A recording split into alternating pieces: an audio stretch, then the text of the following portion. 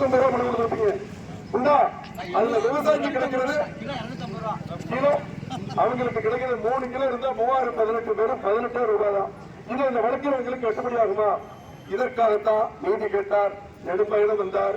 அதுல ஒரு 9 பன்னாட்டு நிறுவனங்கள் அவர்களுக்கு அநியாயமாக நீதி கேட்கறது இவர் தான். இவர் அடக்கிட்டா ஒட்டுமொத்த தொழிலாளியும் அடக்கிடலாம் நினைச்சு இந்த மாதிரி இரவு 11 மணிக்கு இந்த படுபாதக செயலை செய்திருக்கிறார்கள்.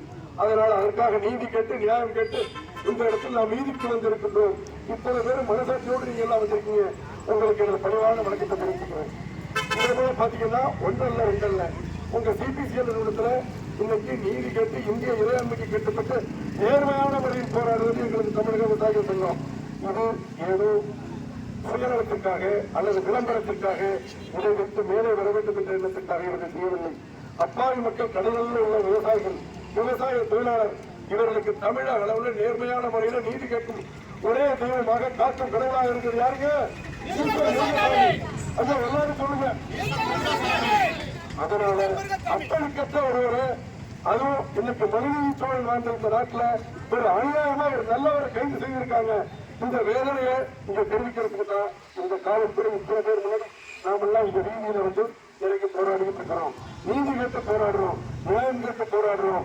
அந்த வகையில இன்னைக்கு அப்பழுக்கற்ற போராடினார், விவசாயிகளுக்காக போராடினார்.